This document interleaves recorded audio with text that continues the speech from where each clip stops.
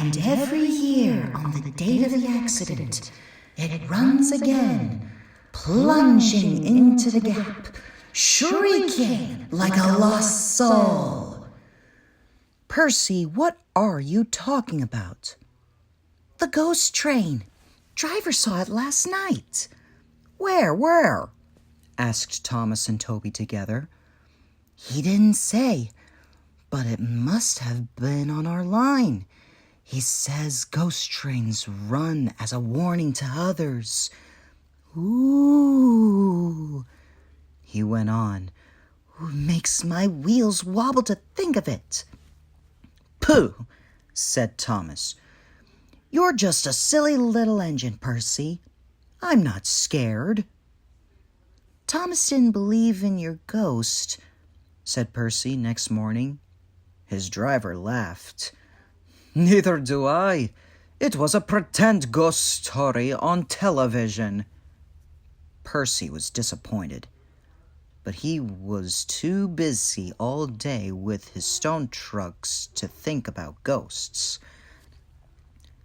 That evening he came back light engine from the harbor. He liked running at night. He coasted along without effort, the rails humming cheerfully under his wheels, and signal lights changed to green at his approach. He always knew just where he was, even in the dark. Crow's Farm Creek, he chuttered happily. We shan't be long now. Sam had forgotten that Mr. Crow wanted a load of lime taken to a 40-acre field when he remembered it was nearly dark. He drove in a hurry, bumped over the crossing, and sank his cart's front wheels in the mud at the field gate. The horse tried hard, but couldn't move it. The cart's tail still fouled the railway. Sam gave it up. He unharnessed the horse and rode it back to the farm for help. There's still time, he told himself. The next train isn't due for an hour. But he reckoned without Percy. Percy broke the cart to smithereens, and lime flew everywhere. They found no one at the crossing, so went on to the nearest signal box. "Hello," said the signalman. "What have you done to Percy? He's white all over." Percy's driver explained. "I'll see to it," said the signalman. "But you'd better clean Percy, or people will think he's a ghost." Percy chuckled. Do let's pretend I'm a ghost and scare Thomas. That'll teach him to say I'm a silly little engine. On their way up, they met Toby, who promised to help. Thomas was being oiled up for his evening train, when Toby hurried in saying, "Percy has had an accident." Poor engine, said Thomas. Botheration! That means I'll be late. "They've cleared the line for you," Toby went on.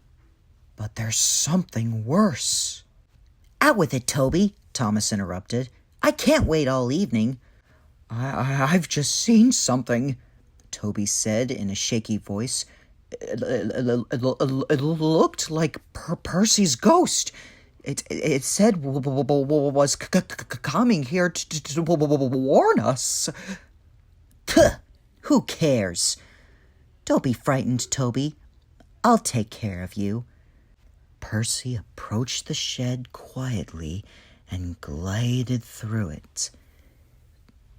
Peep, peep, peep, peep, peep, peep. He shrieked. As had been arranged, Toby's driver and fireman quickly shut the doors. Let me in! Let me in! Said Percy in a spooky voice. No! Answered Toby. Not by the smoke on my chimney chim! I'll chuff and I'll puff and I'll break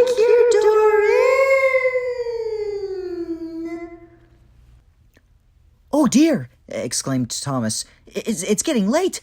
I'd no idea. I must find Annie and Clarabelle. He hurried out the other way. Percy was none the worse for his adventure. He was soon cleaned, but Thomas never returned. Next morning, Toby asked him where he'd been. Well, said Thomas, I knew you'd be sad about Percy, and, I didn't like to intrude, I slept in the goods shed, and, he went on hurriedly. Sorry, can't stop. Gotta see a coach about a train. And he shot off like a jackrabbit. Percy rolled up alongside. Well, well, well, he exclaimed. What'd you know about that? Anyone would think, chuckled Toby, that our Thomas had just seen a ghost.